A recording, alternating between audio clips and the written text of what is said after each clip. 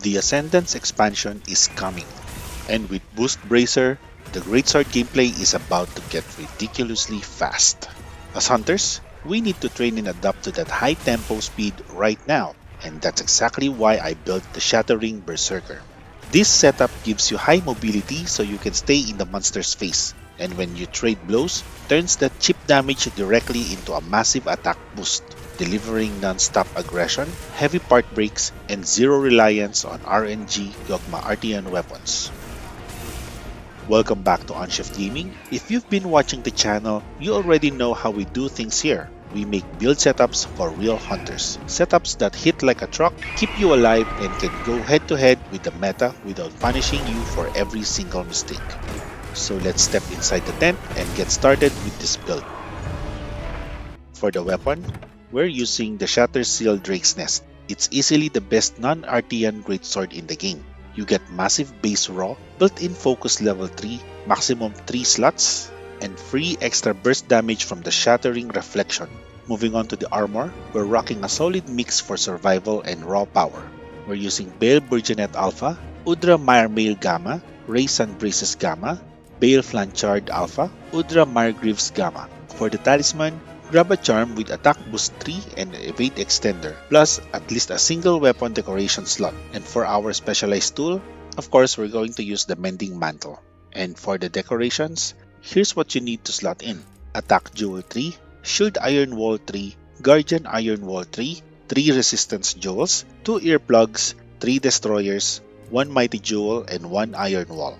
Once everything is slotted in, here's your exact skill lineup. Attack Boost 5, Offensive Guard 3, Focus 3, Guard 3, Guard Up 3, Shattering Reflection 1, Resentment 5, Counterstrike 3, Maximum Might 3, 3 levels of your resistance choice, in this case, Stun Resistance, Part Breaker 3, Evade Extender 3, Speed Eating 3, Earplugs 2, and for the set bonuses, you'll get Bad Blood 1 and Dark Arts. And we also get the Lord Soul group skill. So how does this build actually work?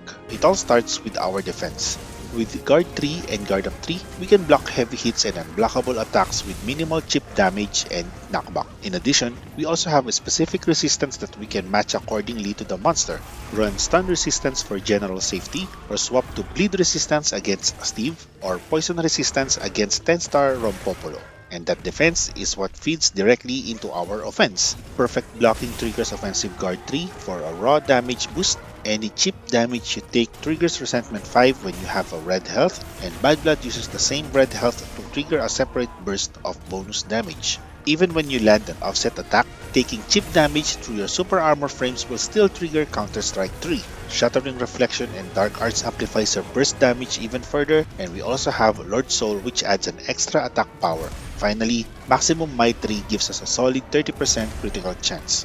To tie the whole build together, we have high quality of life skills. The exact comfort skills that Meta Glass Cannon builds throw away just to chase a bit more damage. But for the Shattering Berserker, this is the secret that enables us the high tempo aggression. Focus speeds up charged attacks so your heaviest attacks land faster and safer, while Evade Extender gives you that high mobility to stay right in the monster's face. We also have Speed Eating, which I actually consider a DPS skill. The faster you heal, the faster you can get right back into the fight. Earplugs 2 keeps your combos going straight through the monster's roar, and Part Breaker 3 delivers those heavy part breaks, flinches, and knockdowns.